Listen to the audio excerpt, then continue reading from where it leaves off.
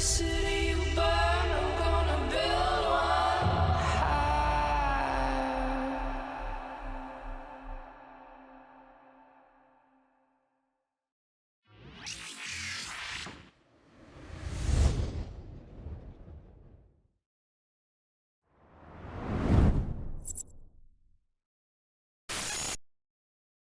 Greetings, fellow Empyreans. I am Ashtarothi, the voice of New Eden, and it is April 23rd, YC126, and the equinox approaches. To shape destiny is within all of us.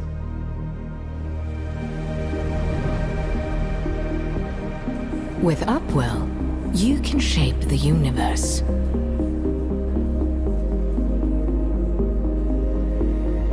Unlocking the potential of the stars and planets you call home has been the unwavering focus of our finest minds. And now, we stand on the cusp of a new era.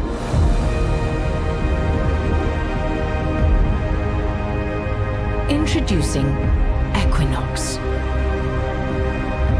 An unrivaled suite of solutions for a new age of colonization. Revolutionary structures that offer unprecedented system-wide control, all operated and maintained by an efficient and skilled workforce.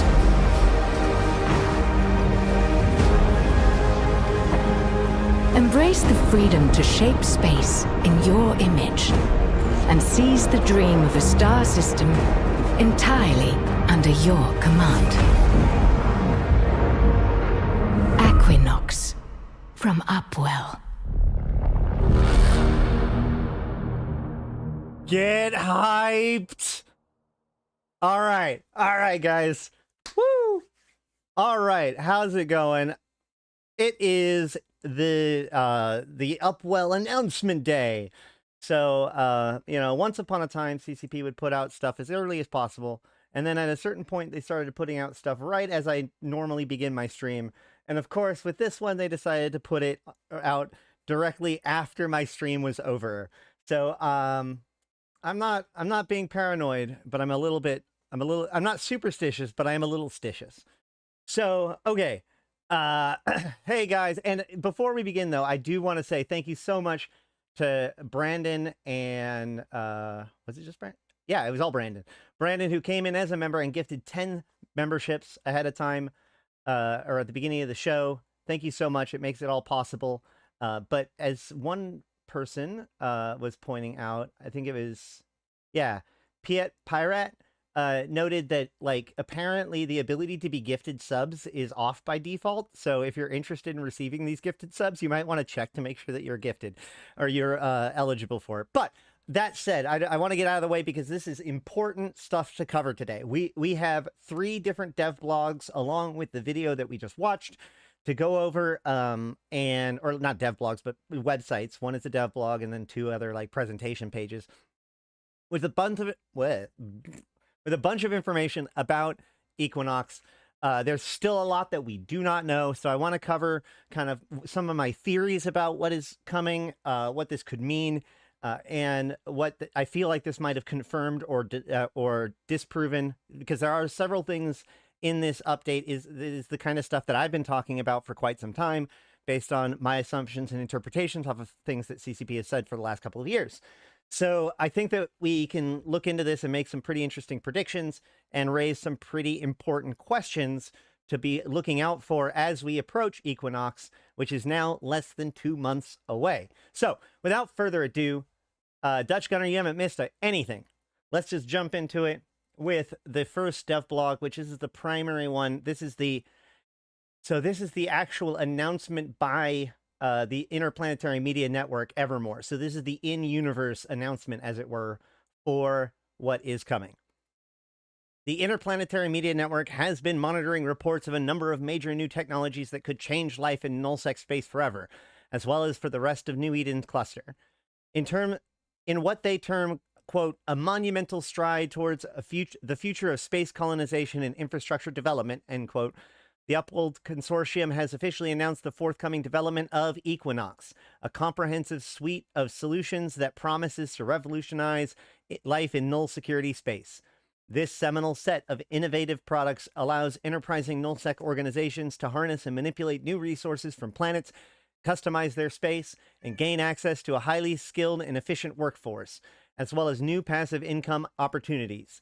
This is merely the tip of the iceberg, though, as Upwell, Paragon, and Air have unveiled multiple further innovations coming to New Eden on YC126 0611, as detailed here.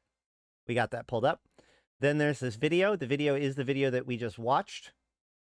I want to get back to this video in a little bit, but we're gonna keep on going.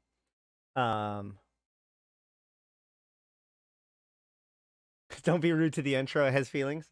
Hi, cat. Hi. Yep. No? You just want to meow at me? You don't need anything? No? No? I apologize. All right, so let's see what we got. In addition, reports indicate plans for a Vanguard test deployments to a new kind of environment. This operation will introduce new adaptive weaponry to ground combat, as well as disruptive new contracts and more.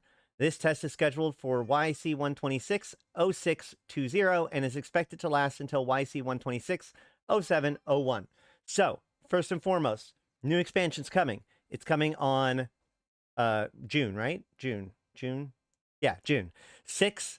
So June 11th of this year, which is less than 2 months away, we will get our next expansion, which is Equinox. And then later that month, so 9 days after the expansion, will be a big Vanguard playtest. So like this upcoming weekend, as we're recording this, is a Vanguard playtest, but it's only going to be over the weekend, right? We got the details about that. We should probably cover those a little bit after this, but you know, we got the new requirements for what you need to do to get the points and all that sort of stuff. But either way, this is going to be fairly standard to the rest of the playtest that we've seen so far, right? Be only a weekend and only over one weekend, and have like 2 tasks that you need to do in order to get skins in the game. We have gotten new mining and stuff, but overall, we've been fighting on the same map with the same kind of scenarios, with the same one weapon. But all this changes with this Equinox expansion. Just like Havoc introduced Vanguard playtests, Equinox kind of steps up the Vanguard playtest to the next level, right? So we're going to get a new map, which we're going to hear more about later on. We're going to get new tools and weapons and contracts. It sounds like it's all coming out. So that gets detailed in some of the other pages, but this is all very, very cool. So we're very close to a lot of things being very cool. Central to Equinox is the orbital skyhook, an advanced form of skyhook that will allow more efficient planet-to-space transfers than ever before. Anchored in orbit of planets within sovereign nullsec space, these structures will provide access to power, workforce, and reagents necessary for the empire-building aspirations of nullsec leaders. Now, it's worth noting that like this is in-universe, but this is critical. One of the common mistakes that I am seeing in a lot of people is that this is a PI rework, okay? There is no indication up until this point that this is definitely a PI rework. Everything that they describe in all of these dev blogs are new and additional things, okay? Now, could this structure, the skyhook, also replace POCOs? Very possible. However, while some of these structures can be deployed in other areas of space, the skyhook specifically can only be deployed in sovereignty null security space. And so this piece of it, which is a cornerstone of everything that we're going to be getting, requires sovereignty nullsec. We'll be looking at that. That is something that we are going to be, that's critical. Okay. So let's keep going. In addition to planetary harvesting, also it's worth noting that these 3 terms, power, workforce, and reagents, these are now effectively proper nouns. They should be capitalized. These are 3 new resources that will be extracted from planets: power, workforce, and reagents. And these are necessary to fuel and power your empires in null security space going forward. In addition to planetary harvesting capabilities of the Skyhook, Equinox also introduces the Metanox Moon Drill, an automated resource extraction structure allowing organizations in nullsec and lowsec to streamline in-system operations and focus on expansion and strategy rather than manual harvesting. So, what this means is that there is a new structure that is coming that can be put on moons, just like Athenors and the other refineries can now. These new ones can be put on, but rather than extracting a piece of the moon and then breaking it and us mining it, these will actually be closer to just old school POS sticks that can extract the minerals over time, okay? Now, the key here is that, remember, we just covered the fact that all of these things require power, workforce, and reagents. So in the same way that POS sticks have to be fueled, and in fact, normal upwell structures have to be fueled, so too will this structure and its automation will likely require some combination of power, workforce, and reagents in order to utilize this facility, which is interesting because while it can be deployed in low-sec, those resources do not seem to be able to be extracted in low-sec. So this is one of the things that is kind of complicated about this whole thing, and that's one of the big questions that I already have raised about what is coming, okay?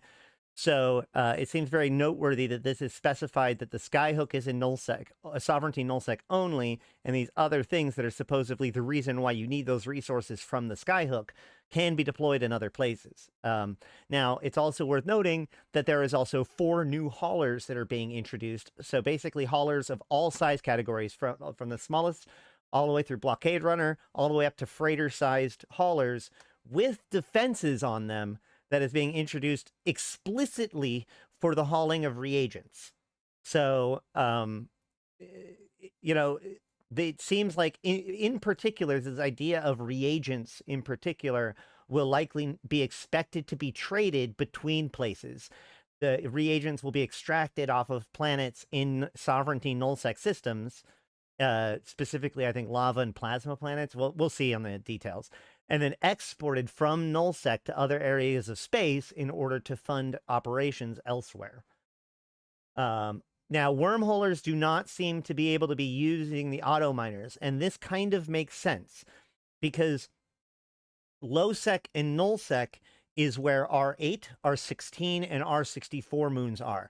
These are the most valuable moons in the game, and historically were seen as kind of strategic assets. Now, this goes into the whole controversy of kind of null security space for the last decade or so, which is the fact wormholers can use them. Wormholers can use which? I don't know if we know for sure either way, but but either way, hear me out. So the thing is that the whole idea of the moon mining changes was to make it so that these moons that were passively mined previously now required active fleets in order to be able to mine them. The issue is that because it required individuals to mine them, this was now seen as a bottom-up pay. Okay, CCP Overload said automoons can be used in J-Space. Excellent. Okay, interesting. I guess that can make sense. It could go either way, but hear me out. So the thing is that the point of the Athenor, if you want to talk about it from a design point of view, if you go back and listen to my video about the Rorqual changes before they all came out, I was talking about the fact that they were removing an entire playstyle from the game, and that was of the foreman, right? The idea that a mining group, people would want to come and mine for you because you are providing something to them that they're not getting elsewhere, which in this case, in his case was off-grid boosts, right? He would keep his off-grid boosts up all the time, which is why people would want to mine in his group versus another group. So with off-grid boosts changing and the Rorqual changing, that entire playstyle was killed. So I was saying that CCP needs to put in something else to kind of fill in that gap, that like mining foreman leadership place where somebody where a tangible benefit can be provided to the miners. And private personal mines that come from Athenors was the answer, right? So the idea that like somebody who wants to run a mining operation can have these moons, and then that is the thing that the miners mine, and then they purchase it, and everything goes on.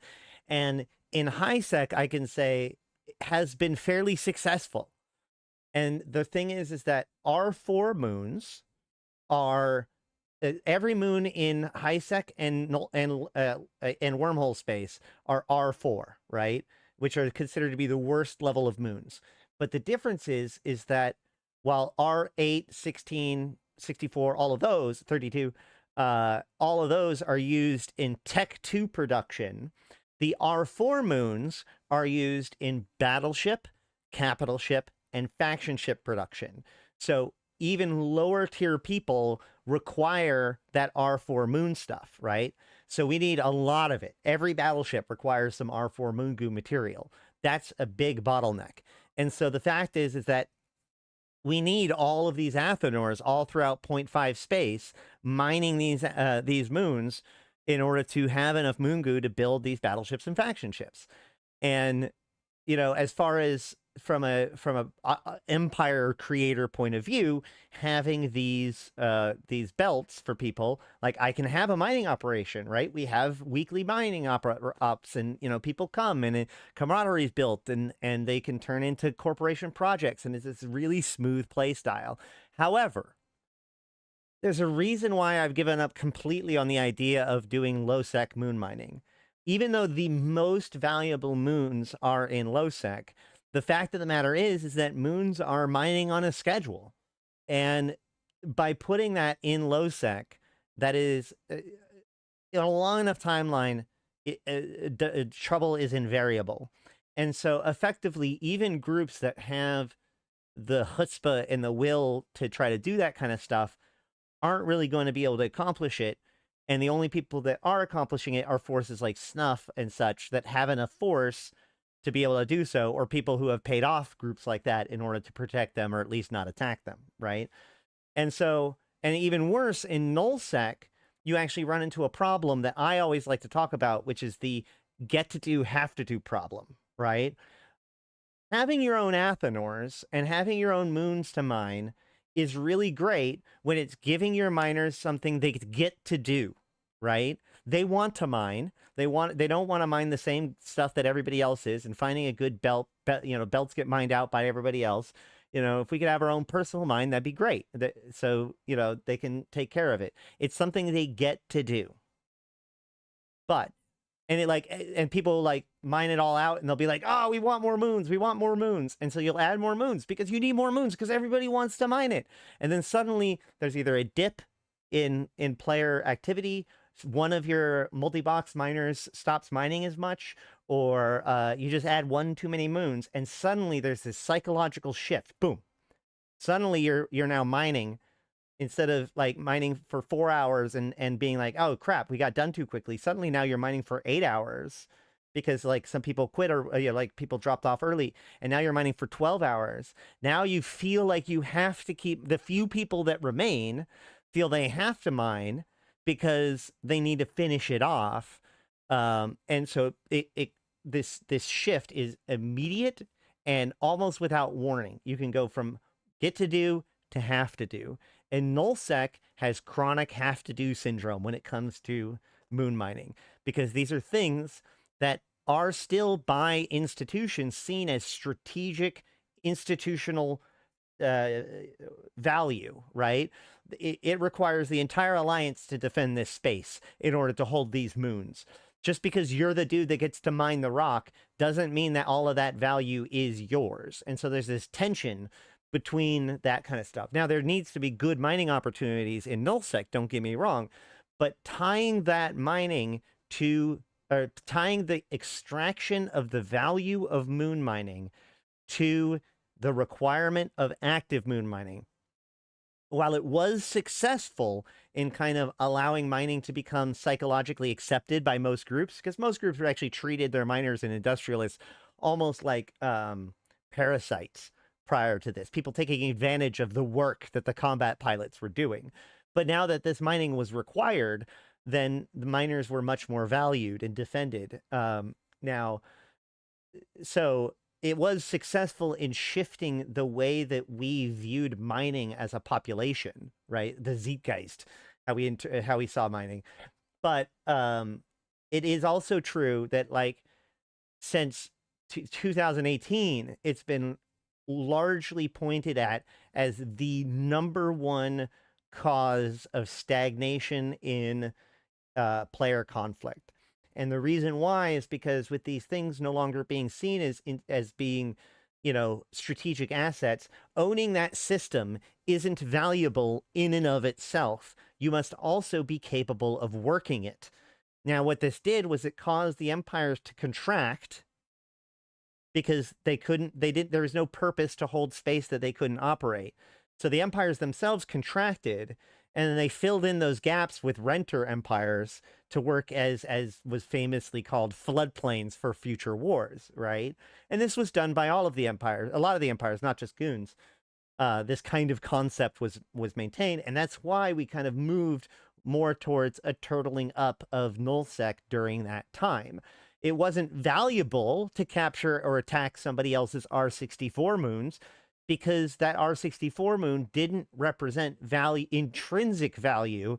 It represented now potential for work, right? Now that work was valuable and work is good, but like it still was still a step removed from what was required.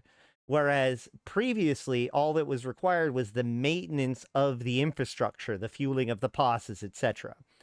So what we're seeing here is a change to kind of look at each band of space and see what their relationship is to moon mining and kind of facilitate what that is, right? So in the case of nullsec and lowsec in particular, it is often more valuable to just simply like be able to have a structure that does it automatically without the need to have to defend an active mining fleet or operate an active mining fleet, depending on whichever area of space you're in. Whereas in HiSec, those moons represent opportunities for organizations to build up camaraderie, community, and activity, right?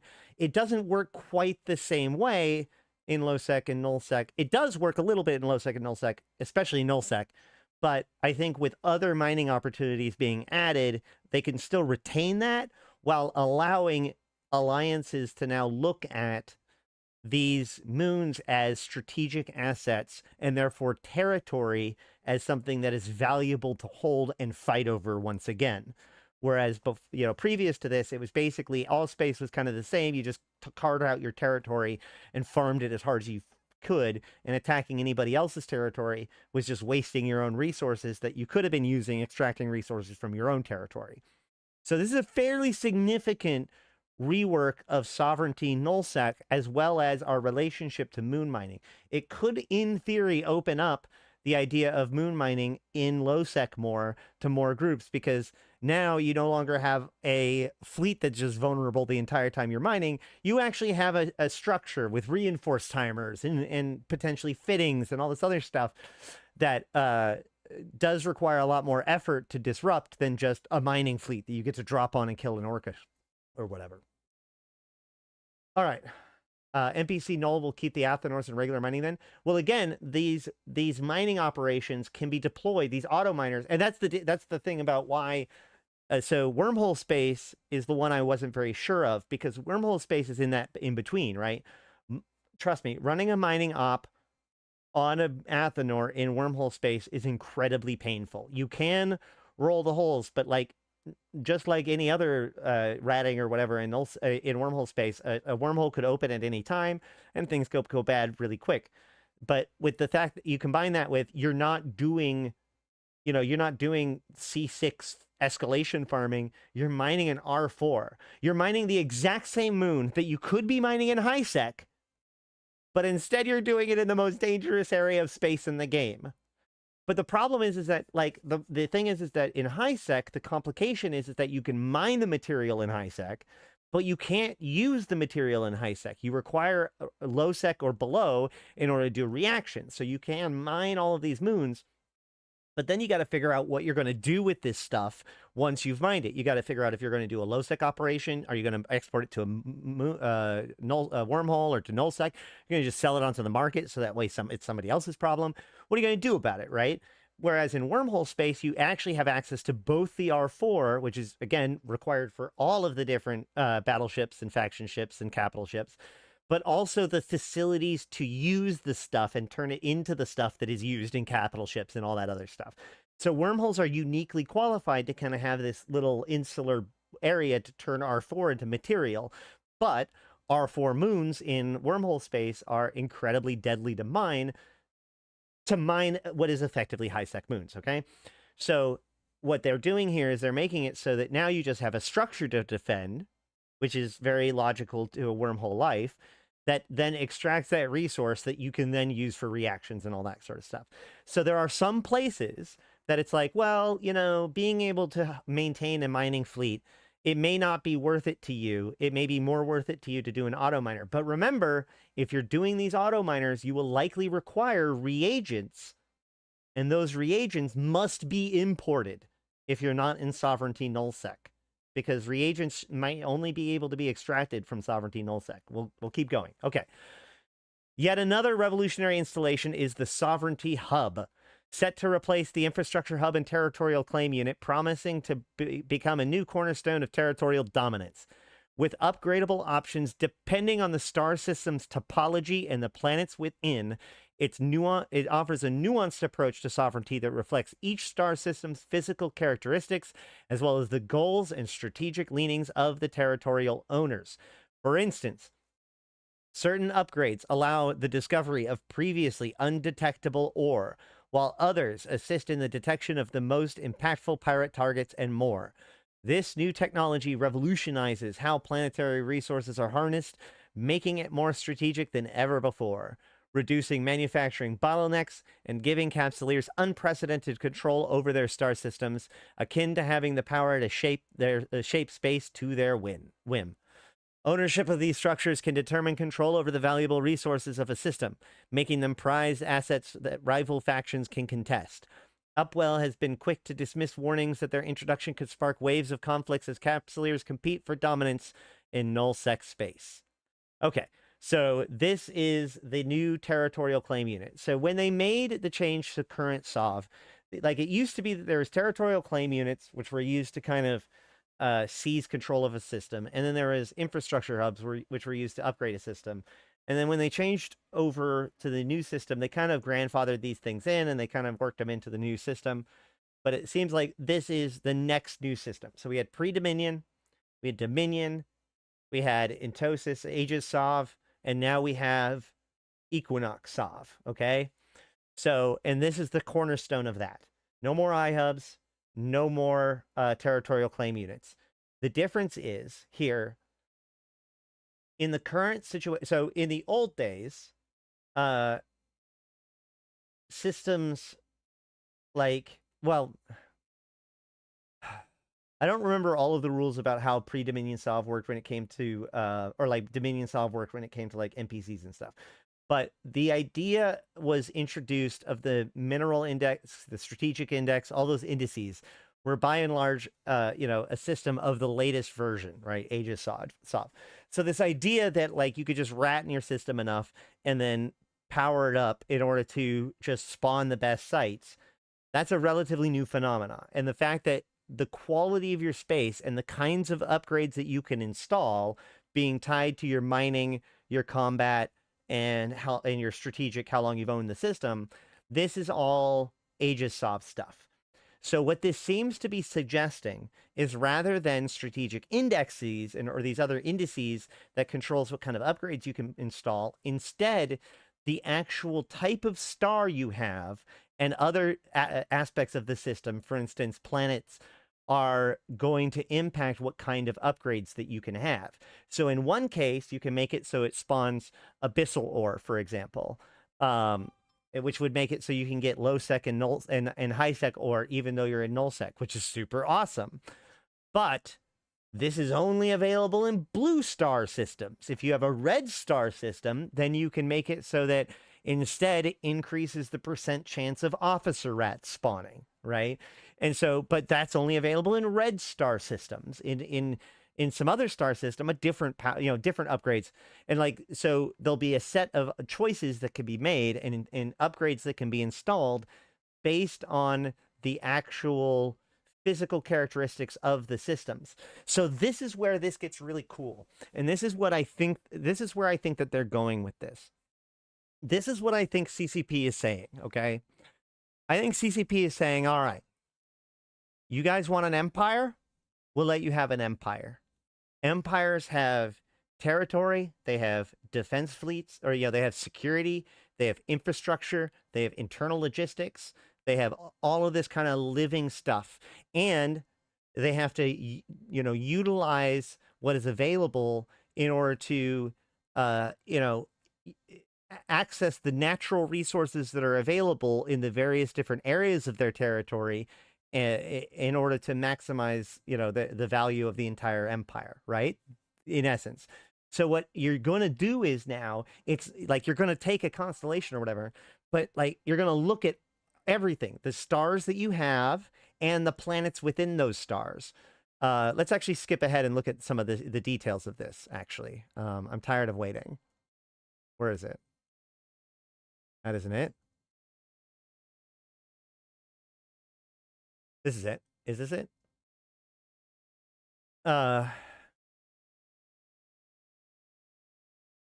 So the planets of sovereign nullsec space are teeming with untapped potential, from the fiery depths of lava worlds to the thunderous peaks of storm planets. Equinox introduces a means to extract and exploit a wealth of new resources.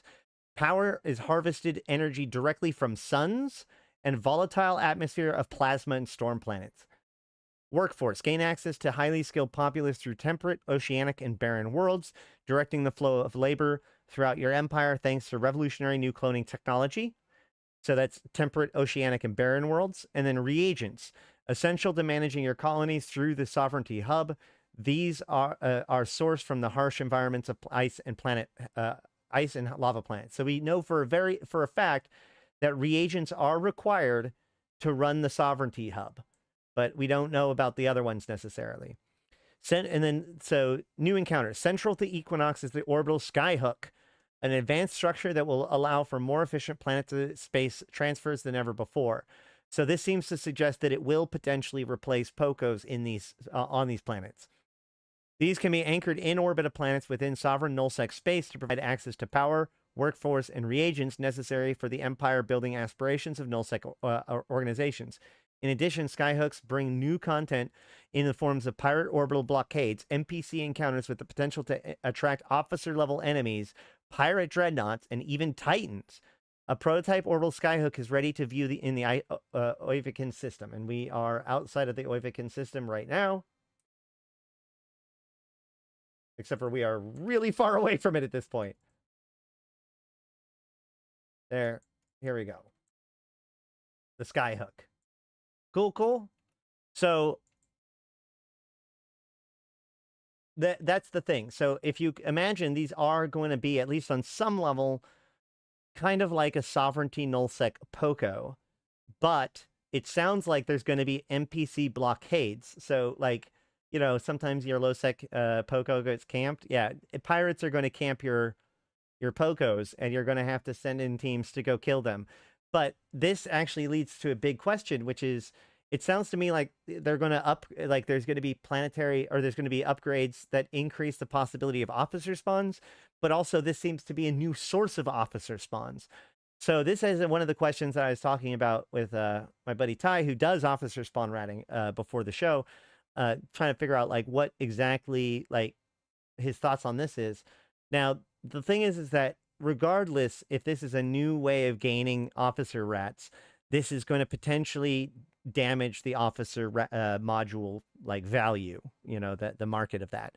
Although you never know. These are the kinds of things that not only like make it go cheaper, but also makes people use it more, which also increases the demand. So it kind of regulates over time. But the big key is that if this is suggesting that they're going to disrupt the current ways of getting officer ratting, that's actually a really big concern, because as he really smartly pointed out, just like with the It's like the opposite of the moon mining thing, right? The moon mining thing took things that were high level strategic assets and it made it into low level personal assets. Whereas in this case, most officer hunting is done by individuals, and therefore the source of officer modules is from individuals doing officer ratting. This could potentially make officer mods closer to like Sodios in the fact that because they're kind of done on a strategic level with some sort of alliance level coordination, now the alliances are just going to claim the bounty for themselves. And so it's going to be one less thing for like an individual dude to really make a mark for themselves. And that would be unfortunate. I also wonder if it's going to be closer to like it is now with like things like carrier rat spawns, right? Like, you know, people will rat in lower class, like sub-capital ships. And then suddenly at the end of your ratting, a capital ship will spawn and probably kill the ratter, or they'll warp off and they'll be in like their alliance chat and be like, oh crap, I got a dread or a titan or whatever. And then whoever happens to be around with their carrier just goes, okay, I'll go take care of it really quick, and goes and knocks it out. I wonder which one of that's going to be. Is this going to are these blockades going to require some sort of like large scale response? Or is it going to be like whoever has their super carrier nearby just logs it in, goes, wipes it out, and gets a chance at an officer rat or something? We're going to have to watch that kind of detail going forward. And then in addition to the planetary harvesting capabilities of the Skyhook, Equinox also introduces the Metanox Moon Drill, a new source of passive income that can be used instead of a manually operated structure.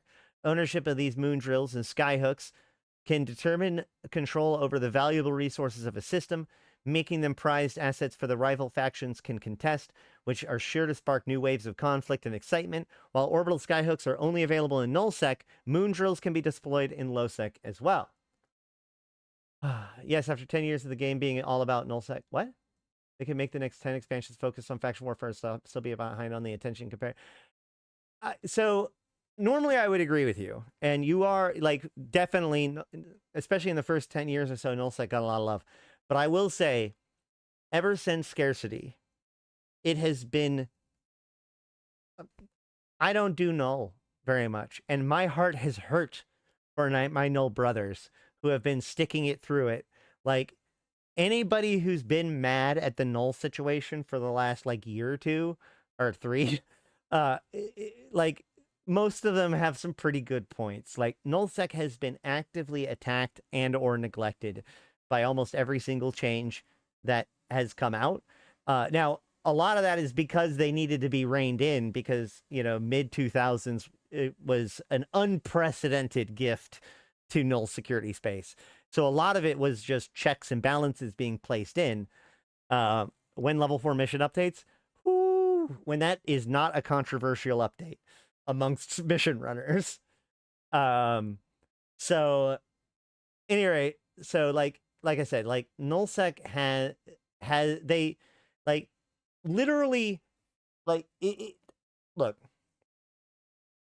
I'm just gonna tell you guys from my experience, the nullsecers are right when they're complaining about nullsec recently. Okay, like to put it to you into perspective, what month is it? 4 months. So 1 year and 4 months ago, I think it was, CCP, like towards the end of scarcity, actually right at the end of scarcity, when they were trying to convince everybody, don't worry guys, the last 2 years of pain and misery and nerfs and pain and misery is over, guys. The light is at the end of the tunnel. In that exact same time, what they stated was their #1 priority was adding the terraforming to nullsec that they've been wanting to do. Okay? That was almost a year and a half ago. It was supposed to come out. Brandon with another 5 memberships. Thank you so much for that. Sean, Bippy, Phil, Cadavalator, and Daniel, and Satan. On behalf of all of them, thank you guys so much. Oh, sorry, Satan just says thanks. But yeah, like, thank you. But like, hear me out. This was something they were supposed to get a year and a half ago. And that was to make up for 3 years of nothing but brutal cuts and like all of their belts running good disappearing, and then suddenly like certain officers were completely unable to be got, and now there's drifters attacking everybody in every system, and blackout happens. This is not actually the order in which it happened, but like seriously guys, it was brutal. And like the fix to the problem was they suddenly put Titan gate camps on like potential gate camps on every gate in nullsec. It was hilarious. But being somebody who lived there, I mean, all they've gotten was that now they get their ESSs raided. Their most of their ore was taken away. Their moons are now less valuable. They now have to deal with waste, and Roqual's got the worst waste of all of them. They almost lost all their officers. Roaming became more deadly. It's just like it's bad. But they were promised this ability. The whole thing was that they were going to be given new tools to customize space, this idea of space terraforming. And now we're finally getting it. So trust me when I say they deserve the love that they are getting in this expansion. All of that stuff was delayed for faction warfare. That's right. It wasn't even a year. Wait, it wasn't a year and a half ago. It was 2.5 years ago. Wasn't it 2.5 years ago? Oh my God. Was it 2.5 years ago?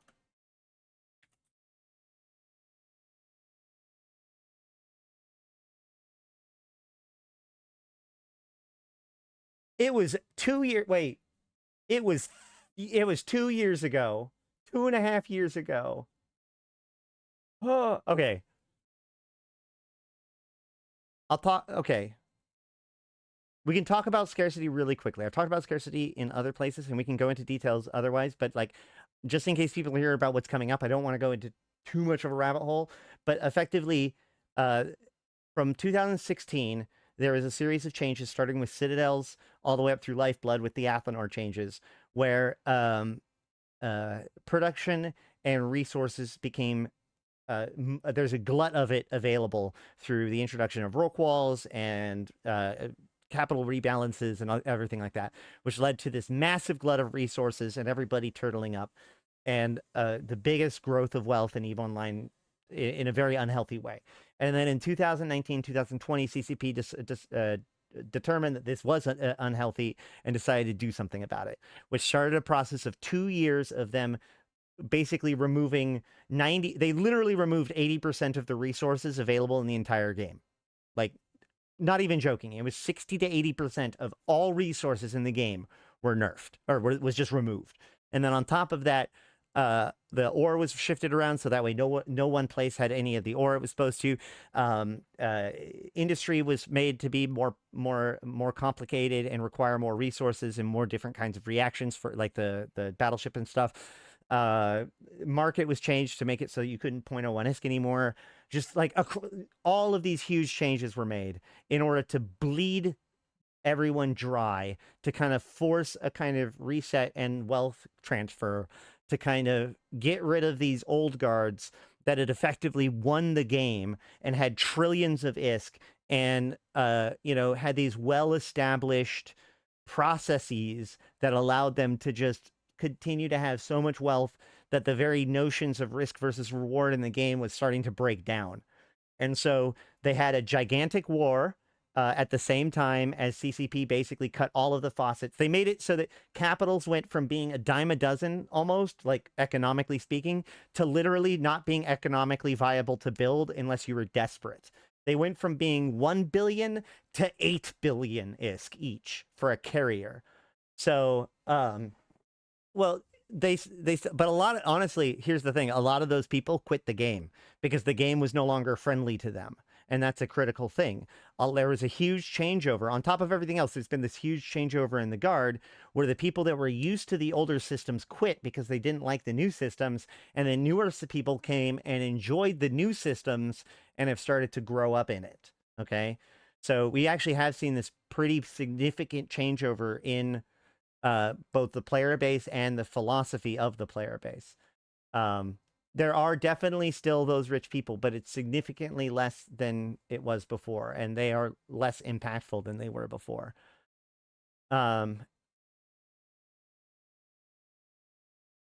Yes, that's correct. Those stockpiles still technically exist, but they are out of play at the moment, which is, in a way, the best thing that they can do at the moment. Hashtag remove super capital asset safety. But okay, let's keep going with what we're looking into. Okay, now that we have some history. Okay, where were we? Is this what we were looking at? Okay.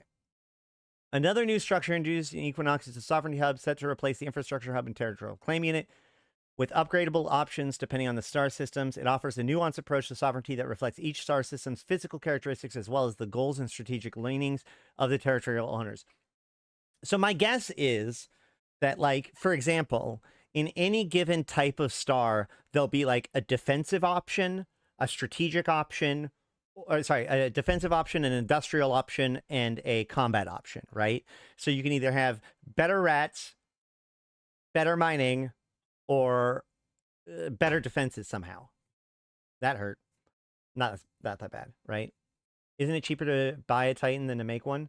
Well, that's the thing, is that so much of a glut of capitals and super capitals were made during the reign of the Rockwall, which was 2016 to 2019, that it is still it's still cheaper to buy one of the ones that were built back then than it is to try to build one based on the current build costs.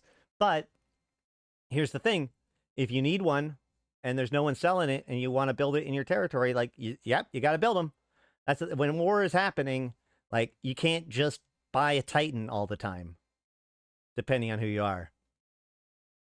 New and lucrative anomalies. The Pirate Detection Array upgrade for the Sovereignty Hub will allow the detection of exceptionally impactful anomalies with lucrative pirate encounters, an even more challenging anomaly, new escalations, and the possibility of officer spawns.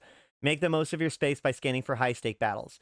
So this is interesting because, especially since it shows a capital here. So it seems like they're taking the concept of like crab beacons, right? And maybe, you know, in the same way that crab beacons have the requirement of the stabilization, in the same sort of way that makes it so you have to move around or you have to have certain systems in order to do the crab beacons, this makes it so that you can put one of the, if you go with the combat upgrade, for example, of an iHub, then you will be able to spawn these new kinds of anomalies that are specifically engineered for capitals, which I, by the way, am for it. I've always said that if we're going to have capitals do ratting and do PvE, then there needs to be PvE that is designed with the idea that you're in a capital in mind. I want to see PvE, either Abyss or sites like this, with like a carrier that uses the exclusive value of the carrier. You know, it does this lockout, so you can't bring in other things. You can't just bring in a bunch of people, but you need to control multiple places at the same time. Therefore, you have to be in a carrier to do it. You know, these are kind of like, I don't like the fact that all of the PvE that we have, like, my problem with capital and super capital ratting isn't that those things shouldn't be ratting. It's that these sites were not balanced for them. And so it's not about being a dreadnought or whatever. It's about just overwhelming the system and, you know, whatever. You just blap it away. Now, it isn't as bad as it was before. You know, this is one of the things that Scarcity got rid of, was the fact that Titans would literally like warp to an anomaly and do one doomsday, blah, and literally clear every single wave of a sanctum in 10 seconds. And then, you know, after the 5 minutes was over for their timer, would warp to the next one and just do it again over and over and over and over and over and over and over again. And that's a lot. So capital abyssal filaments. I've been saying this forever, but a lot of people don't like that idea because they see it as like not, or it's instance combat, but get them when they come out of the filament. I don't want them to have help. I want the capital ship to be tested as a capital. Crab beacons work pretty good as it is, but I still think we could push further into this idea. And escalations and anomalies are one of those things that could do it, because you can have gate lockouts and stuff. You could say, oh yeah, you're not allowed to bring in your sub-capital fleet. Everything has to be dreads. That includes the people coming to try to gank you. Can you imagine a site that locks out everybody besides dread? So even if somebody wants to come in to gank you, they have to do it in dread. I don't know if that'd work out. All right. New ships, new possibilities. Equinox introduces 4 new ships specialized in the transports of planetary resources. Tailored to navigate these new dynamics of nullsec sovereignty, these vessels will assist Capsuleers in shaping nullsec to their image. All 4 ships have missile combat capabilities, introducing a new dynamic to resource transportation, as well as an infrastructure hold, which carries various items related to space infrastructure and colonization. Read like PI headquarters and stuff. So Squall, entry-level reagents hauler. Deluge, hauler with covert ops cloaking capabilities, high warp speed and mobility, and immunity to cargo scanners. Torrent, tough deep space transport vessel with micro drive capability. And Avalanche, massive freighter with huge reagent hauling capacity. Basically, what this just sounds like is a line of just standard haulers. Tech 1 hauler, both of the Tech 2 haulers, and a freighter just for the ore line, right? Effectively. So, like the Miasmos, and all them now. So no, these are not, well, they do sound kind of like Mimitar names, but they're also very Upwell names, right? So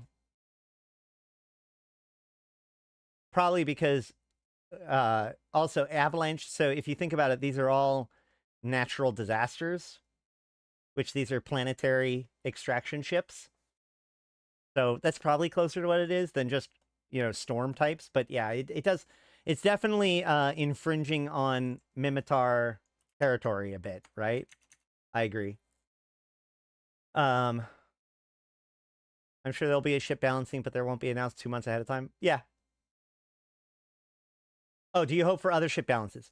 Well, I think this is just the tip of the iceberg.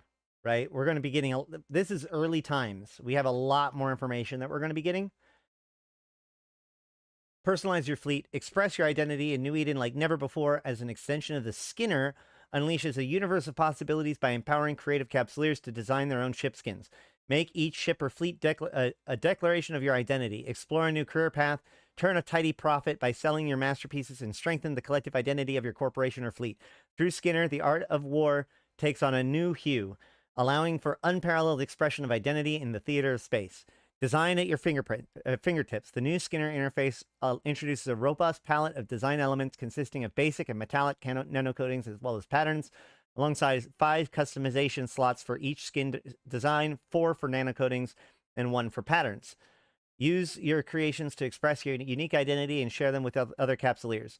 Gather design elements and sequence binders.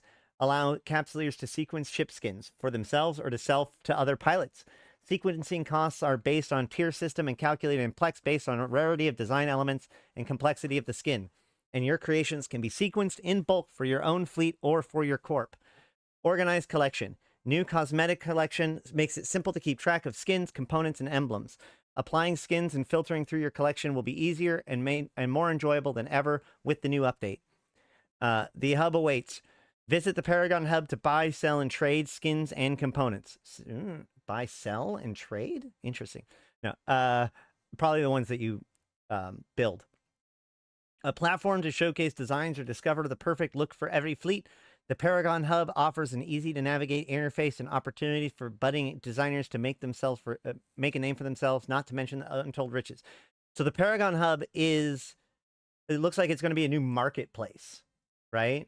Like this doesn't sound like it's a location. It's an interface. It says Market Hub offers an easy to navigate interface and opportunities for budding. So this sounds like this is a new window, right? But so what we're seeing here, this is actually brilliant. This is basically what I have been asking for as long as I've been asking, you know, like put it to words. Okay. So here we go. Yeah, this is tip of the iceberg type stuff. We do have some other stuff we can extract from the TCU stuff, but I do want to jump into the Skinner stuff for at least a little bit. Okay, so right now we have skins, right? But because you are very well known, your skins will be the best. Maybe, we'll see. But that's not the point. So, okay, here's how this is awesome, okay? What this means is that you unlock things, right? So like you unlock skins and emblems right now.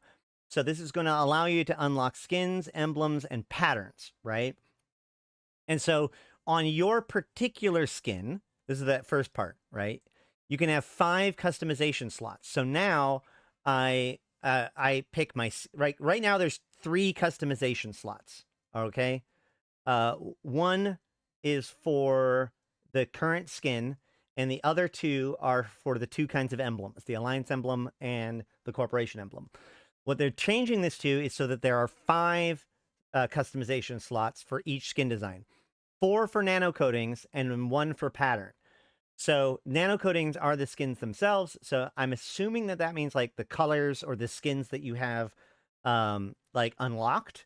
So you can mix and match your different skins and other things that you've unlocked, as well as 1 pattern on top. So let's look at what that might look like in practice. If we open up this image up close, dang it, this is a lower resolution one, but we can see like, so there are 3 distinct colors here. There's this kind of muted pink, there's the bright pink, and then there's the yellow of the hexagons, right? So that's 3, in theory, 3 different nano coatings and 1 pattern on this ship, right? And you can see like over here is where they would be picking out, here's your 4 nano coatings selected, and here's your 1 pattern selected, right? So you're still going to need to unlock the different skins to be able to use these here, and you're going to need to unlock the patterns to use it here, right? But that's to make your own custom skin. And you can do this freely with the skins that you have. However, like let's say I do make this one, but I have a premium hexagon skin pattern that makes this work, right? I can use this, but let's say I want to fly a fleet of people. I can now pay Plex to turn this configuration that I have unlocked because of my licenses. I can then pay Plex to sequence it to turn it into a new skin that I can then distribute out to other people. So then everyone within my corp or fleet or whatever can then use this skin using things that I unlocked via skins and Evermarks, and then sequenced into a skin via Plex. It says Plex in the dev blog. So that is super cool, right? So you've got the ability to customize your own shit and unlock licenses to be able to do cool customizations. But then, based on what you've unlocked, you can print out fancy skins for yourself, right? So, for instance, I could make skins. I have cool skins, right? Like I have the Casino Clash skin, right? Can I just recreate the most expensive skin and undersell it for a bit? Right. Absolutely you can, Piet. However, if I have the Casino Clash skin, and so I make a custom skin that utilizes the Casino Clash skin, and, you know, or like maybe I make a custom skin for the Nurgle. I have like all of the super fancy skins for the Nurgle. So I like mix them all together to make this one super cool skin that utilizes all like 4 or 5 of the rare skins for it together. I can then publish that. And sure, you could publish it if you had those licenses, but you don't, you see? And you could theoretically take my skin, apply it to yourself, resequence it off of it, and then sell it for yourself and undercut me. But A, that's where the devil is in the details. And B, that's Eve, baby, right? All Nyx pilots want my Umbral Nyx space skins. Yes, that's right, Erlidus, exactly. So yeah, I think that NFTs, everyone. Well, X-nay on the T and A. And we're still missing the hologram, so it has a lot of potential. Yeah, so the Vedmak, there's no Vedmak Casino skin. There's the Icky Tursa, but yeah. But yeah, like, so this goes back to what I've said before, which is like, I wanted to make it so that way I could like work for, say I work for Carthium Conglomerate or whatever, or Sorum family. And I get up in their LP store and I gain like 8.0 standings with them. I wanted to be able to get access to the skins on their LP store, so that way I could turn around and sell those skins. So now I am, you know, I can buy something on the LP store that's worth something, you know, I become like the market provider for this skin because not everybody has 8.0 with them. Not very few people are able to buy those skins and provide them. So I like have my own niche, right? This is kind of like that, but with even more freedom. And sequence one, yeah, exactly. Yeah, well, so I think that the in-game, your own personal ones are just you switch them around, you customize it. But yeah, sequencing it basically allows you take a sequencer, which you'll probably pay for Plex in the store to make a skin sequencer or whatever. Although it does say that the amount of Plex it costs. Imagine how much Plex that theoretical Nurgle skin that I was talking about is, because it says like the cost in Plex is going to be based on the rarity of the elements. So like I could imagine myself make that Nurgle and then it would be like, that will be 5,700 Plex, please. And I'll be like, oh, God damn it. Can't wait to buy blue from the Paragon Hub for $5. Yeah, baby, get used to it. Microtransactions, ahoy. No, not really. I doubt it. Evermarks have pretty much, like, it really seems like Evermarks are going to be the source of a lot of this resources, but we'll see. Actually, Air is kind of, either way, I don't know. We'll see how it works out. For many Capsuleers, EVE Online is all about the strength of collective organizations. The Equinox expansion brings enhancements to the tools and systems that bind these formidable groups together. Corporation window overhaul, streamline and intuitive UI makes navigation and utilizing of the corporation windows easier than ever for corp leaders and members alike. So, about 15 years ago, no, I think it was actually 12 years ago, CCP Puncturis started an initiative to fix the corp management tools. Step one of corp management tools happened where they just at least like organized the way that everything looked without actually changing anything that like about its functionality. And that's how we got the new we have the checkboxes and stuff like that we have today. It's still absolutely awful. Phase 2 never happened. So it looks like we're finally going to get phase 2. New corp project engagement methods expand ways members can lend their hand to corporation projects through new avenues such as ship loss, enabling the automation of ship replacement program, salvage wrecks, and earning loyalty points. Each new corporation project has several options, allowing leaders nuanced control over incentives provided to members, making them more accessible and rewarding. So what I think that they're saying here with that ship loss replacement program thing is that you could say, okay, I will pay 80% of the value of any of our corporation ships that are lost in this particular system, right? Or during this particular time. So that way, if anybody, like, you know how you get insurance payouts right now, in the same sort of way, as soon as you lose the ship, the funded SRP program will detect that you just lost a qualified ship in a qualified location, and you'll get rewarded the ISK value from the projects automatically for you to redeem.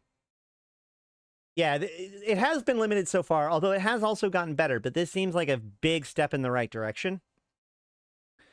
Also, the ability to incentivize loyalty point gain, I find very interesting, because this is the other half of the loyalty point tax system, right? So the issue with loyalty point in faction warfare, hold on.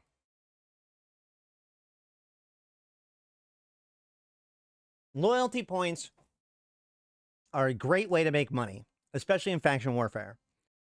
The problem is they're an absolute pain in the ass to turn into ISK, right? That's always the big puzzle, especially in faction warfare where you get so much LP that, like, it's hard to figure out how to even liquidate it all, right? I'm a firm believer that collective problems deserve collective solutions. And to that end, it makes sense to me that my members shouldn't have to deal with LP if they don't want to. Rather, they could just simply turn over their LP to us and get paid raw ISK. And then from there, we, as an operation, can figure out how to spend our collective LP, right? It makes it into a group problem instead of an individual problem. And that's really cool to me. But it's always been difficult to get all of the pieces to line up correctly with the LP donations and da. So this idea that I can tie project rewards to LP gain, I think, is the critical piece to this. because now I can tax your LP 50%, but then also reward your LP a certain amount for the amount that you earn. So effectively what I can say is, okay, well, you get half of the LP as LP, but the corp will just automatically liquidate out for you at a agreed upon rate the other half of your LP. So that way you end up with some liquid ISK on hand and plenty of LP to get whatever you want with. And that is dangerously close to awesome as far as making an operation work for faction warfare and other groups like that. So I'm excited. And then performance improvements. Managing and contributing your organization's growth is more streamlined than ever before as corporation projects see smoother and faster interactions. Now I'm going to throw a wet towel on, buy more blueprints, spend that LP. Now I'm going to be throwing a wet towel a little bit on this, which is that, like, I don't know about you guys, but we haven't we see a bunch of really pretty pictures in all of this. In none of these dev blogs are we seeing this new UI stuff. Well, we do see this, which we'll go to in a second. But, like, this is just kind of the suggestion of a UI, not necessarily the UI. So I'm concerned because I'm going to be frank. Or I'm going to be, to be polite about it, I suppose. CCP has been hit or miss on their ability to implement clever UI. So, like, the fact that CCP keeps on, like, really talking up in multiple of these categories, oh man, we've got this really awesome UI. Like, they're putting that forward as being a big piece of this feature. I'm going to reserve judgment on that. But, you know, hopefully we're getting somewhere. What? Karma Fleet has the most LP in the game? People were pissed at that? That's weird. The hit or miss translation. Now, okay. To be fair, they've been pretty decent. They've been better than worse as of late, right? But, I mean, the devil's always in the details, and we'll see how much iteration's required on this stuff, and when we get more details about it.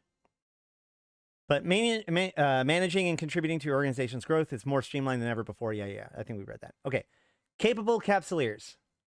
Merck felt bad and lowered the tax rate from 15 to 10. Wait, what?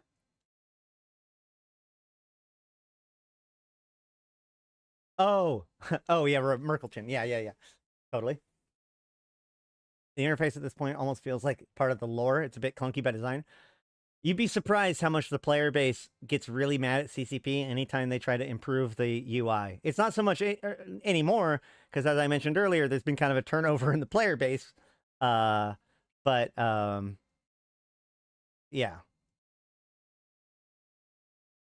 Capable capsuleers. Every journey in New Eden is unique, marked by growth, discovery, and a relentless pursuit of excellence. Equinox provides a clearer path for capsuleers to master the cosmos with enhancements to goals and progression. Air monthly progress track. Expanded air daily goals. Equinox introduces long-term monthly progress track rewarding meaningful activities, clearly showing goal progress, upcoming milestones, and rewards. Alphas and Omega pilots get distinct rewards along the way, and better spoils the further along they get. At the end of the track, there's significant cash of SP on the line for finishing all the monthly goals. Look, I know there's going to be some people that are mad at this. I know that people don't necessarily like dailies. I don't care. I love it. I know a lot of people that love it. This is for those people. I for one welcome my artificial reason to log in and do something. Engage and get rewarded for 2 new activities. Earn loyalty points and salvage Rex. Salvaging Rex as a task is pretty funny, and I like it. New types of rewards get rewarded for receiving milestones with Plex and Skinner components. Oh, so this isn't player things. These are new goals for the activity tracker, or not the activity tracker, but the air daily goals. Get rewarded for reaching milestones with Plex and Skinner components, enriching your experience and offering valuable assets for customization. Getting Plex for rewards for a week or for a month, every month. That seems odd. I don't know how you're going to balance that, given the fact that, Plex is also used to get a month. Like, it's weird, right? It's weird. If you're Omega, you get Plex. I guess you get some of it back. You get some of your Plex back every month if you keep working. That's okay. Fair enough, I guess. I do really like this idea, honestly. And this is a good way to, this is how I think that there's going to be these components that you have to collect. So you get here you get a Skinner component and a Skinner sequencer. The Skinner component is like a skin or a pattern or something to use in a skin, and a Skinner sequencer is the thing that allows you to publish one of your skins. Maybe it's like 5. Well, yeah, but like whatever it is, it's you require Omega. So in essence, it's a direct offset. It's a return, right?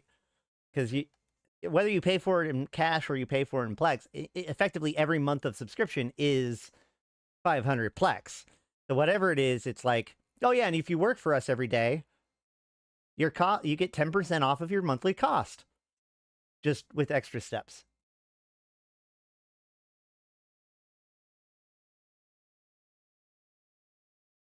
Experience the thrill of unlocking new ship with immediate notifications and get clear understandings on ship roles and prerequisites with the redesigned skill requirements panel. Elevate your initial interactions with new vessels and informative new ship cards and enhanced UX for boarding and naming ships. Like I said, I think that there is a very, very significant UI rework coming, guys. Like, look at all these these bearing suggestions of like, we're now going to get a whole new skill, or like maybe not whole new, but this is probably going to be a like further integration of the current skill stuff. But like I don't know. I don't know if this is another. I think this is just a progression of what they've been working on, integrating all of this together. New ship cards is interesting. I don't know what this is going to be, but once again, this is like a real big focus on UI. I think that what boarding, an enhanced UI for boarding and naming ships.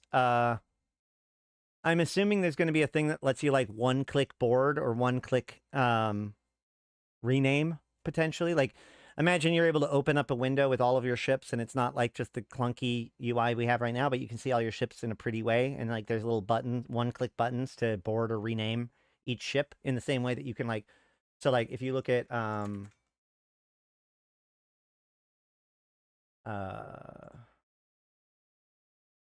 well, of course, I don't have any jump clones available, but like if I did, you could look at the different jump clones and you could rename them real easily. Yeah.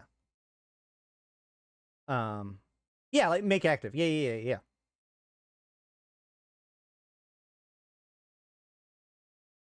And then driving ships into the double clicking is too hard. Did you see the Upwell Consortium website? Yes, we haven't gotten that. We're kind of bouncing between things at this point, but all right. So Vanguard treads new ground. In the biggest update in Vanguard since its playtest in December, a major iteration coming this June will introduce a brand new map featuring an archipelago among polluted waters, the ruins of a provisional facility to explore and loot, emergent activities, and diverse challenges. The ability to modify your weapons and bring items and fittings in and out of combat, and more. I'm excited. I love everything about this. I'm really excited about a archipelago environment. I've said since the very beginning that the next environment that they put in needs to be as dramatically different than the lava environment that they could possibly get. And this is potentially going to be one of them. Like, let's go through the fucking swamps, guys. You know, this could be pretty cool. And ruins of provisional facility, as well as the new upgrades and some archipelago. Did I say it wrong? Look. Mark your calendars for the next major Vanguard event from 20 June to 1st of July. Here's the big one, right? That means that this playtest, not this one that's coming up next weekend. Oh, you're saying it wrong. Okay, got it. Archie. Okay. So the one that's coming in G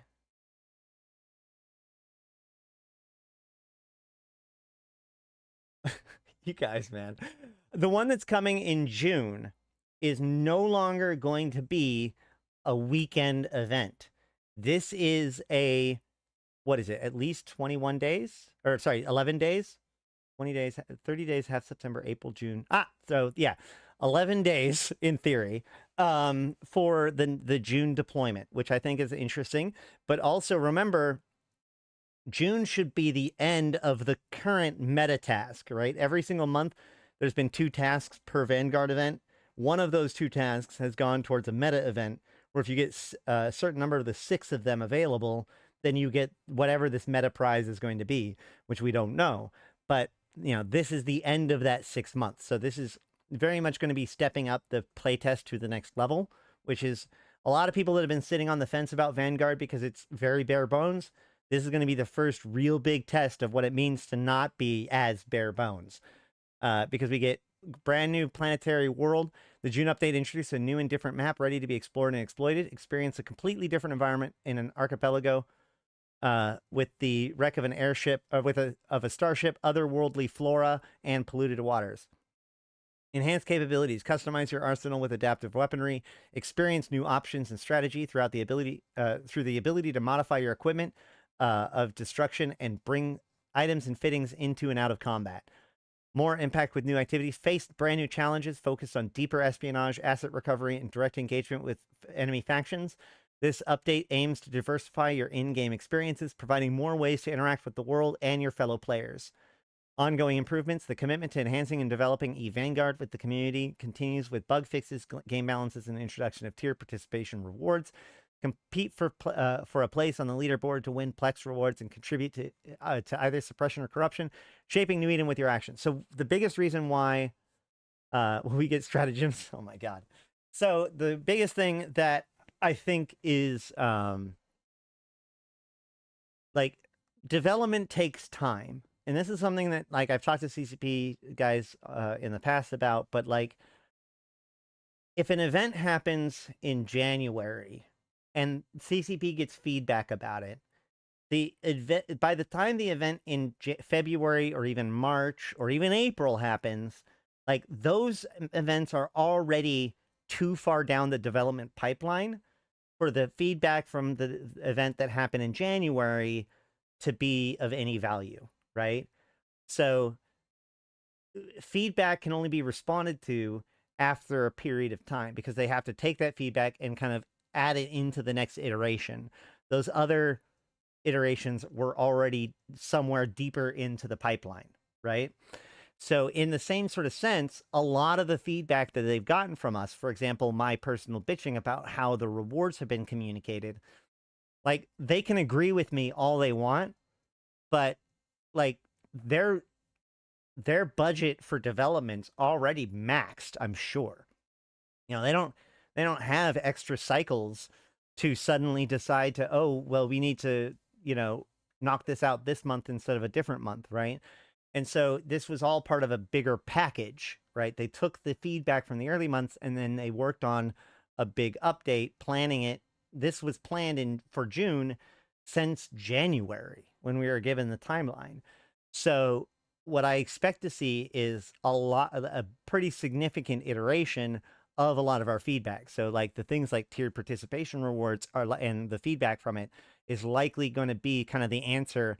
So for those of us who may feel like we're being unanswered, where it's like each patch, it's like, what? There's no real changes from the previous patch. Well, that's because they weren't really prepared to do that. Like what we're playing today, or what we're playing next week, was stuff that was built 2-3 weeks ago or whatever, and it's just passed, you know, enough QA to be able to go through our public testing now. And there's other things that are being, you know, the things that are coming out in June are already being worked on, right? So if they get feedback the next weekend, it doesn't necessarily mean that they're going to be able to implement that in the June update. There, that's you joke, lazy one, but major feature developments take. There's been a pretty consistent turnaround, about 2 years from when CCP like claims that they're looking into doing something to it actually coming out, and that tracks. Like, that's about the timeline of a major like concept change, like the discussion about faction warfare to the implementation of uprising, for example. 2 years is about right. I have found. I remember going back and on numerous occasions, this 2-year pattern comes up. Any rate. So yeah. And then there is a website, upwellconsortium.com, which is a lot of this same stuff, but with a bright background and more lore-driven, right? So that is the new expansion as we know it. There is the 4 new ships, which I think are pretty cool looking, but we'll have to see, like, so that one in the back is probably the T1.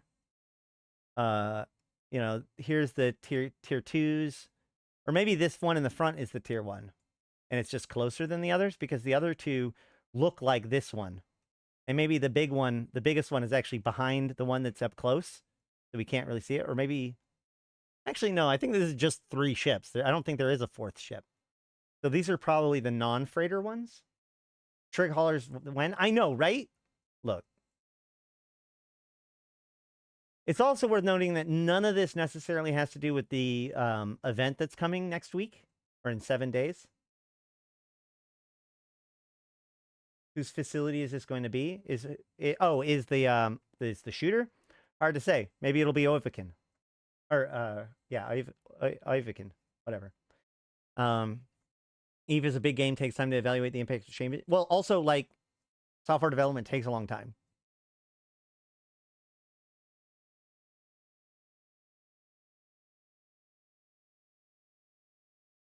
Game development's long or hard and takes a long time. That's just the truth of it. There's a flat one in the yeah, but there's a flat one in the trailer, but the one in the trailer looks like it's going to be like the so let's actually look through the trailer really quick. Oh, also, this does still strongly suggest the fact that, like, we haven't talked about it yet, but where are all these blueprints going to be from? Doesn't it look like there's going to be Upwell is really building their own suite of things for you to get from them? I wonder, is it just going to be ore? Are you going to buy it from ore? I don't know. What about these new consortium Vortron tuners and tractor beams and all that stuff? It kind of seems like it might be.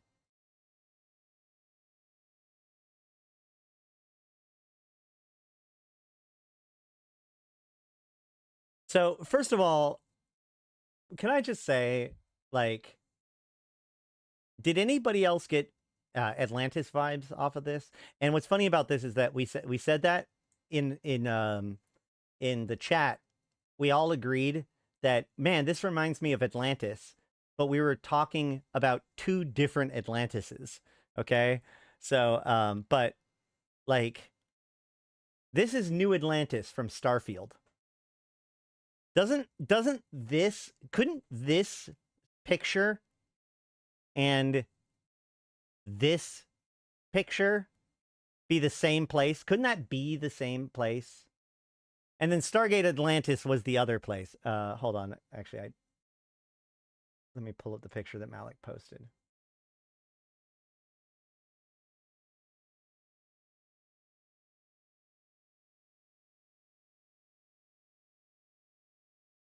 Meanwhile, this is Stargate Atlantis.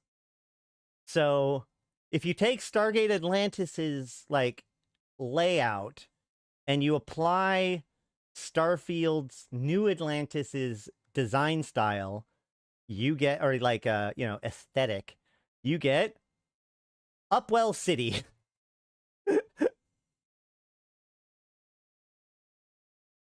Please don't let Bethesda get there. No, but, like, real talk, having played Starfield, I want to run around this city so goddamn bad. Like, I want to live in this city. I don't care anymore. I want to be able to walk around this city. With Upwell, you can shape. Also, this place gave me really strong, where is it? Do I have the picture still? No. There are these, like, ship in Starfield. There's the different shipyards, and they have all their ships on display. Display models. This reminds me of that, like, walking around in the Upwell showcase room. The universe.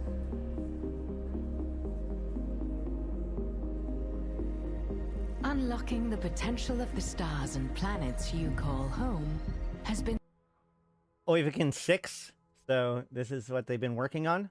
The unwavering focus of our finest minds. And now, we stand on the cusp of a new era. So I just want to say one more time, I want to play this game. I'm just going to say it straight up. I want to play the game that is in this world with these graphics. Like, I want to play this Starfield. Can I get a Starfield mod that just changes it into Upwell, please? That'd be great. Thanks. Bye. Unwavering focus of our finest minds. And now, we stand on the cusp of a new era.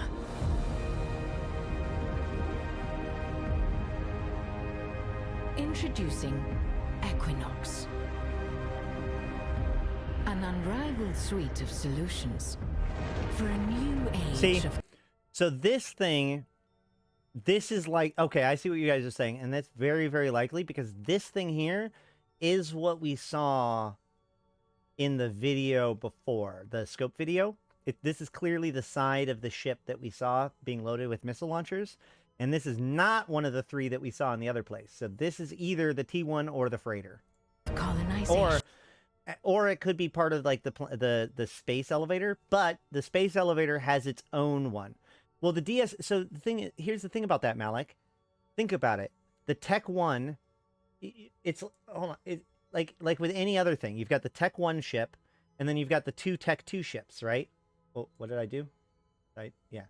You got the Tech 1 ship and the 2 Tech 2 ships, but they use the same model. Well, I mean, they could. In the other cases, there's 2 Tech 1 ships and then 2. Either way, my point is that from this picture, I seem to catch this as here's the Tech 1 and like here's the 2 different Tech 2 ones. But you're right; these could theoretically be 3 of the same ships. We're all just guessing about everything. So. Here's the thing about that, Gabriel. Gabriel says, we lost the Starfield stuff when the whiners complained about walking in stations years ago. And this is what I think it goes back to that shooter thing, right? Which is a lot of people, like one of the things I see about comments about Vanguard is people are like, oh, well, if it's like every other shooter, then it's just going to be on the wayside within 6 months. The gimmick that it is tied with EVE Online isn't going to hold it. But the problem is that's when if you think about the shooter as a separate project, but CCP doesn't really think of it that way in the long run. Vanguard is the FPS component of EVE Online. And so effectively they're backdooring their way into walking in stations avatar-based gameplay by putting it in Vanguard, right? In the same way, they've already talked about adding in new ways of interacting, all that sort of stuff.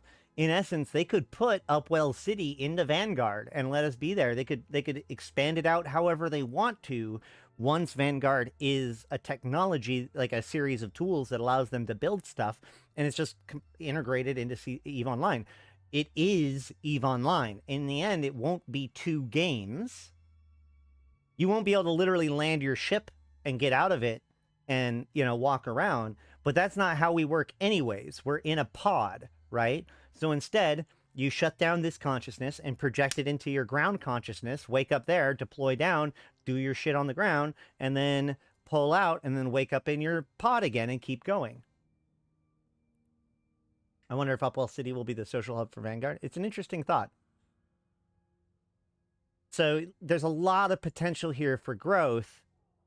And I think that this is a much healthier way of them doing it than them trying to single-handedly build their own game engine to rival Unreal and build it alongside their EVE Online universe, which was what they like.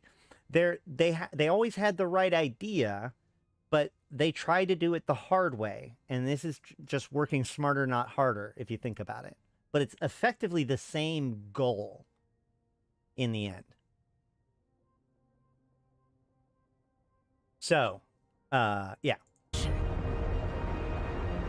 So I was talking about how we don't know whether or not that was a hauler or like a transport ship, but we'll see later that we see what the transport ships for the space elevator look like. Revolutionary. Yeah, walking in stations used to be a thing. I mean, you could walk down a single gangplank and live in a single room without anything else. Hey, smile for the internet. We're going over the expansion details. Yes, there was at the time it did make sense. Like it was CCP trying to be a big boy, but it was very clear that they bit off more than they could chew, and the Summer of Rage happened, and a lot of that. I made a whole video about it. Structures that offer unprecedented system-wide control, all operated and maintained by an efficient and skilled workforce.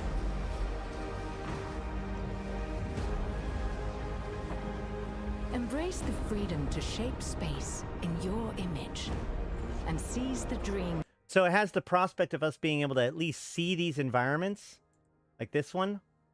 This could be a place that we deal with in the shooter. In your image, and seize the dream of a star system entirely under your command. Equinox from Upwell. 11th of June, 2024, guys. All right, so in the comments below, what is your big theory about Equinox? What is coming that hasn't been announced? Are we going to get a cool ship balance? Any other new ships, new functionality? You know, here's mine. Ready for mine? I mean, we talked about a little bit of conspiracy theories and thoughts about what is to come. But the big thing that I keyed in on is we were talking about power. Harvest energy directly from suns and volatile atmospheres of plasma and storm planets. One of these things is not like the other. These skyhooks are designed to allow you to move resources onto and off of planets and harvest from the atmosphere of planets. This is saying harvesting energy from suns. I've been suggesting for a couple of years now that they're going to be bringing stellar transmuters to to the Empire, or to the nullsec groups. So my prediction is there is a stellar transmuter-sized hole in this announcement. So we'll have to see as time goes on whether or not that is true, and some of the details. What would be your favorite upgrade for a sovereignty system?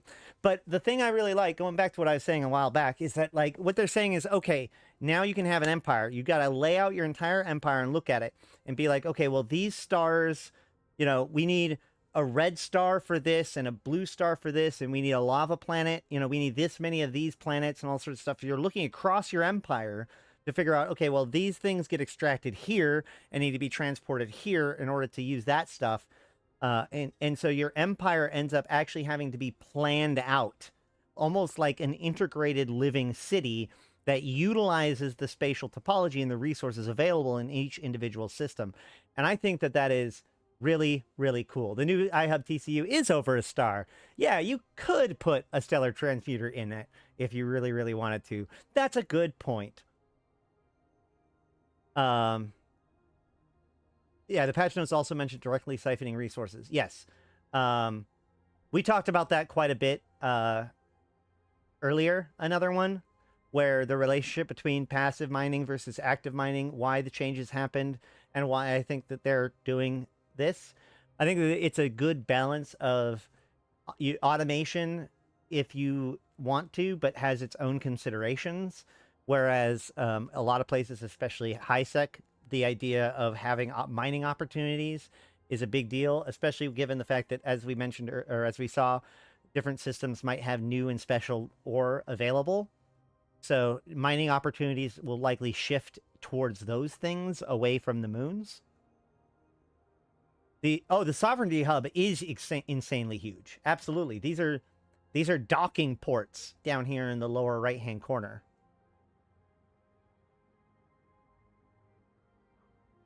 So yeah, it's getting big, guys. But unfortunately, my son is home. He had to stay home sick today. But he's been doing a pretty good job. But I should wrap things up sooner rather than later. I didn't plan on this being a very long stream. I just wanted to go over the details of what was there. Is there anything I haven't really covered yet? Oh, there is one more thing I wanted to show you guys, which is that, like, from this, the vibe of this video, I really like it. Like this, To shape like, destiny is within all of us. Upwell Consortium, presentation. This is actually not the first time Upwell Consortium has done such a thing. Maybe we should close this out with the original Citadel cinematics.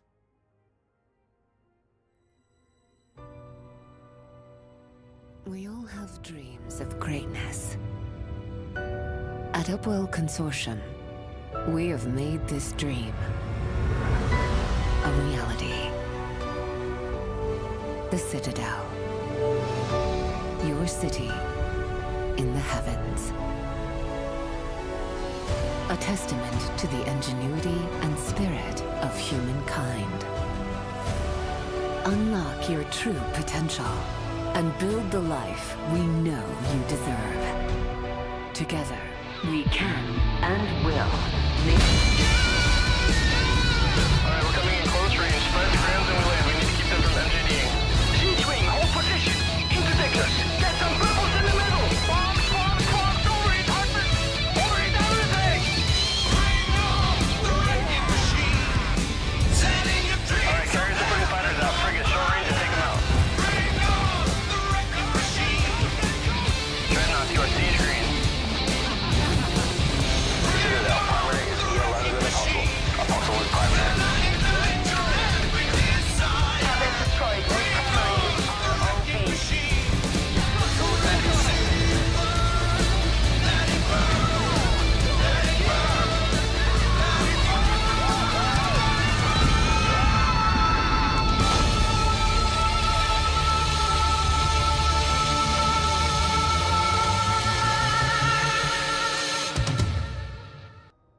So good. So good.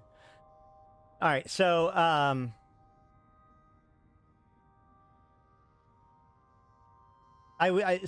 in conclusion, Equinox is coming. It's coming in June. We're going to see a major rework to the way sovereignty works, potentially some changes to PI, but likely just an augmentation to PI with new resources available. There's going to be new structures, including passive moon mining potentially becoming available again in nullsec and lowsec, with new resources to be extracted in sovereignty null and needs for these resources throughout, opportunities for people all over the place, as well as new ship skins and skinning customizations coming. Punchinello, pretty late. So just remember, like, let's be happy for our nullsec brothers and sisters. They really do deserve this rework, and I hope that this gives them everything that they've been looking for and wanting and being promised for the last several years. They deserve to get their stuff too, and I look forward to seeing how all of this will integrate, because remember, every time we start touching on null, NPC null is always there too, and this could very well continue to set up things with the empires. This isn't the end of faction warfare. This isn't the end of insurgencies. And here's the question that I have for you guys. Here's the thing that hasn't been mentioned anywhere here, but is really critical. So all of these new structures, there's a new territorial claim units. They're completely redoing all of sovereignty from top down with different priorities, different resources, different requirements.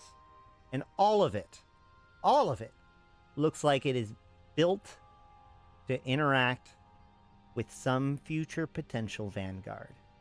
So here's my final thought to you. When CCP introduced corruption and suppression, they put corruption and suppression as statistics that are on every single system in the game, not just the systems that are currently able to be invaded by the pirate systems. And the currently the plexes and other stuff inside of insurgency systems, as well as the Vanguard sites, or the Vanguard tasks, are the only ways to increase corruption and suppression. But CCP has said that corruption and suppression is something that will be applied to every area of space, and that different ways of increasing corruption and suppression may be applied to different areas of space, and what influence those things will have may be different depending on the different areas of space, in the same way that corruption is different in high sec and low sec. So here's my question. What happens when the systems that use these upwell structures become corrupted or suppressed? That's an interesting question to me, and we're going to have to see as all of this begins to come out and we get more news about Vanguard and Equinox. But we will be here on my YouTube for every single beat that comes out, helping everybody understand it and getting us ready for the eve to come. I am personally extremely excited. I hope you guys are too. But I have been Asherothi. I've been playing this game since 2010, talking about it since 2012, and I'm here to put Eve into context for you, my fellow Empyreans. Thank you guys so much for coming. Thank you for checking out the video, liking, commenting, subscribing. Those of you who became members, Brandon especially, for your gifted subs. You've been just a mensch. It's a good time, and if you are interested in coming over to help maximize player engagement with EVE Online, the Convocation of Empyreans are recruiting. You can go ahead and join, and or you can just join our Discord and come and hang out, ask questions, and give yourself flag yourself as interested in YouTube, in which case you'll get all of my videos as soon as the notifications about my videos and live streams as they come out. You know, if you haven't already, if you're returning to EVE or new to EVE and you didn't know, you can get a free 1,000,000 skill points if you use the link that is down below or in the chat right now. That doesn't just go to me, it goes to all of the... Basically, you get sent a referral for one of the people that makes my team, this whole operation possible. And so they get some goodies, and you get 1,000,000 free SP. Feel free to contact me or anybody, or the Convocation of Empyreans in-game if you need any other help. But with all that said, I've been Asherothi, the voice of New Eden. And until next time, I'll see you in space.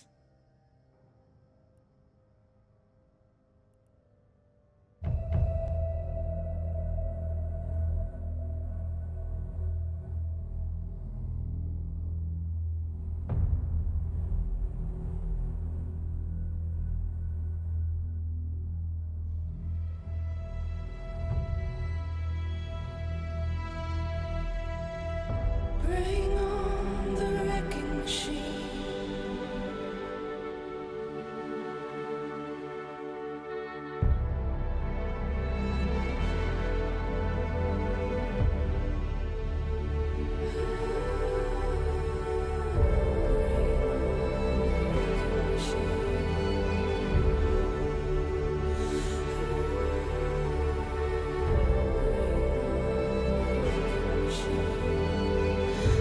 Every city you burn, I'm gonna build high.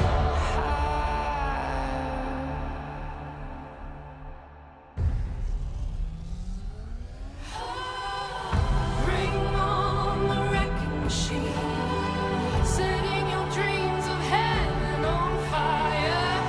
Bring on the wrecking machine.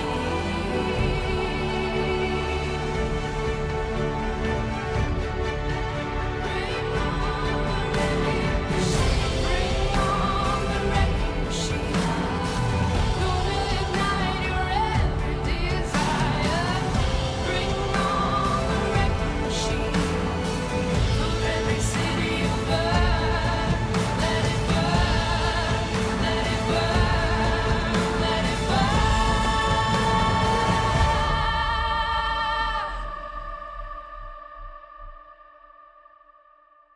For every city